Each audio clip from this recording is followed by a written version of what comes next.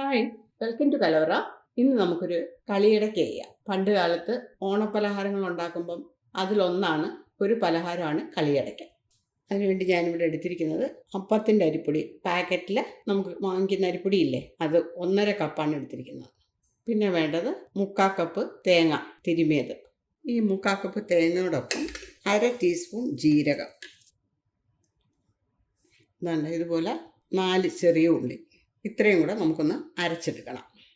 അരച്ചെടുക്കുമ്പോൾ paste പോലെ അങ്ങ് അരയണ്ട, എന്നാലും നന്നായിട്ട് അരയണം. നമ്മൾ കളിയടയ്ക്ക കഴിക്കുന്നുണ്ടേ തേങ്ങ ഉണ്ട് അതിനകത്ത് ചേർത്തിട്ടുണ്ടെന്ന് നമുക്ക് ഫീൽ ചെയ്യണം. തേങ്ങ അരച്ചെടുത്താണ്, ഞാൻ അല്പം വെള്ളവും കൂടെ ചേർത്താണ് അരച്ചത്. ഇനി നമുക്ക് മാവൊന്ന് കുഴച്ചെടുക്കാം. ആവശ്യത്തിന് ഉപ്പ്, 1/2 ടീസ്പൂൺ എള്ള്, 1 ടേബിൾ സ്പൂൺ നെയ്യ്. ഇനി ഇത്രയും കൂടെ നന്നായിട്ട് കൈ കൊണ്ടൊന്ന്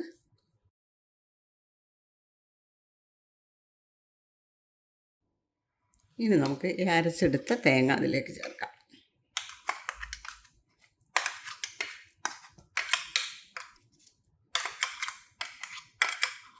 തേങ്ങയും മാവും കൂടെ നന്നായിട്ട് ഞെരടി യോജിപ്പിക്കണം. ഏതാണ്ട് നല്ലപോലെ പിടിത്തം. തേങ്ങയിൽ പാലൊക്കെ ഇറങ്ങിയതല്ലേ ഇതിനകത്ത്. തേങ്ങാപ്പാൽ മാവുമായിട്ട് നല്ലപോലെ യോജിക്കാൻ വേണ്ടിയിട്ടാണ് അങ്ങനെ പറഞ്ഞത്, നന്നായിട്ട് ഞെരടിയെടുക്കണമെന്ന്. ഇനി ഇതിലേക്ക് നല്ലപോലെ തിളപ്പിച്ചെടുത്ത വെള്ളമാണ് ഞാൻ ഈ ഒഴിക്കുന്നത്. ചൂടുവെള്ളം.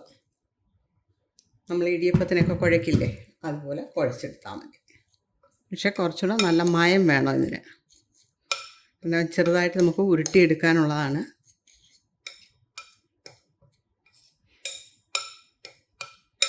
അത് കുഴച്ച് വരുമ്പോൾ ഞാൻ കാണിക്കാം.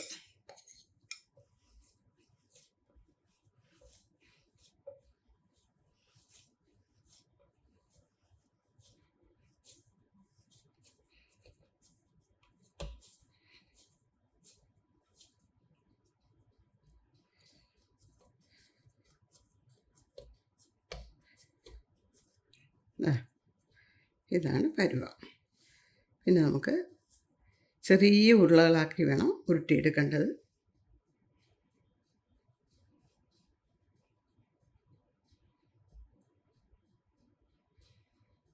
ഇങ്ങനെ ഓരോന്നും ഉരുട്ടിയെടുക്കണം.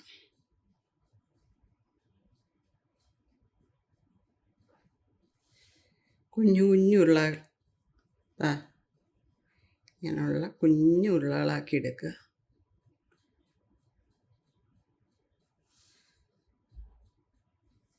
ബാക്കിയുള്ളത് ഇങ്ങനെ ചെയ്തെടുത്താൽ മതി. ഇത്രയും ഉരുളകളാണ് 1.5 കപ്പ് അരിപ്പൊടിക്ക് കിട്ടിയത്.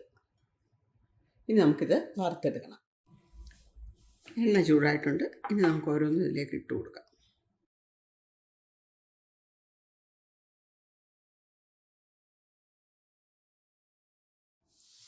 നല്ലപോലെ എണ്ണ ചൂടായിട്ടാണ് ഇട്ടത്. ഇനി തീ ഒന്ന് കുറച്ച് വയ്ക്കാം. ഇട്ട് 1 മിനിറ്റ് കഴിഞ്ഞിട്ടൊന്ന് ഇളക്കിയാൽ മതി. അതിന് മുമ്പ് ഇളക്കരുത്.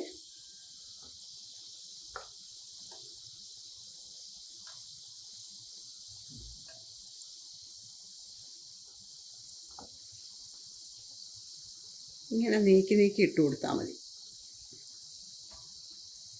ചെറിയ ഫ്ലെയിമിലിട്ട് വേണം ഇത് വറുത്തെടുക്കേണ്ടത്. അതിൻ്റെ ഉള്ളു വേകണം.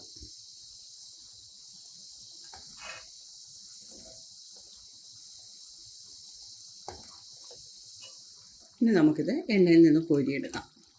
ഒരു ഗോൾഡൻ ബ്രൗൺ കളറായിട്ടുണ്ട്. ബാക്കിയുള്ളത് ഇതുപോലെ തന്നെ ഫ്രൈ ചെയ്തെടുക്കാം.